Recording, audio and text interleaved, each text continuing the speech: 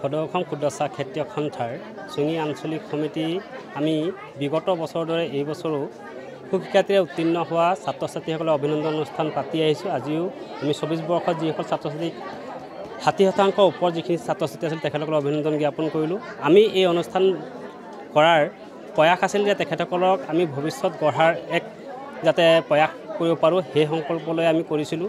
আমি পাইছোঁ যে যোৱা বছৰতকৈ যোৱাবাৰ আমাৰ 80টা ল'ৰা ছোৱালী আছিল যদি এইবাৰ আমি 85টা ল'ৰা ছোৱালীলৈ বৃদ্ধি পাইছেগৈ আমাৰ অঞ্চলৰ, আৰু ইয়াৰ পৰাই বহুত ল'ৰা ছোৱালী ভাল ৰিজাল্ট কৰিছে।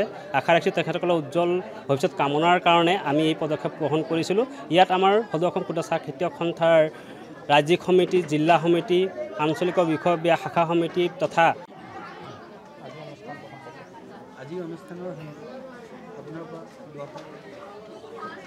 আচ্ছা, প্ৰথমতে আমাৰ দৈনন্দিন বাৰ্তাৰলৈ আমাৰ ধন্যবাদ থাকিল। এতিয়া কথা হ'ল কি, আজি প্ৰতি বছৰেই আমি এই আঞ্চলিক চাহ খেতিয়ক সংস্থাৰ পৰা যিবিলাক ভালকৈ HSLC আৰু HS এক্সামত উত্তীৰ্ণ হৈছে তেওঁলোকক আমি সম্বৰ্ধনা জনাবৰ কাৰণে এইটো ব্যৱস্থা কৰিছোঁ, আৰু সেই উদ্দেশ্য আগত ৰাখি আমি তেনেকৈ কৰিছোঁ।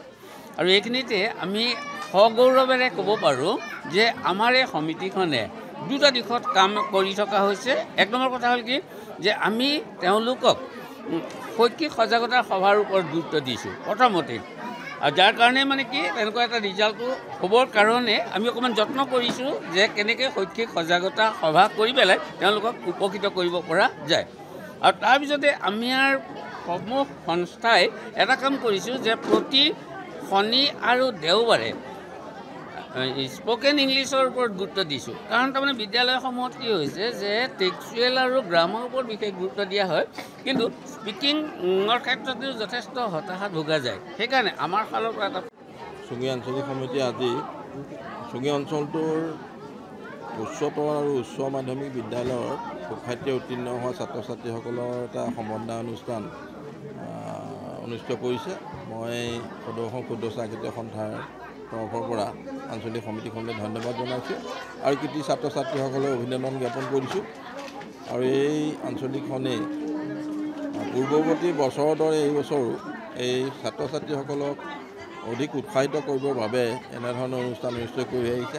আৰু আমি সন্থায়ো বিভিন্ন সময়ত আমাৰ নিজৰ কিছু সমস্যা বা আমাৰ কাম কাজৰ লগতে আমি সামাজিক কাম কাজতো জড়িত হৈ আছোঁ সন্থাটো, আৰু তাৰ অংশস্বৰূপে আমি আজি এই আঞ্চলিক সমিতিৰ যোগেদি এটা অনুষ্ঠান অনুষ্ঠিত হৈছে।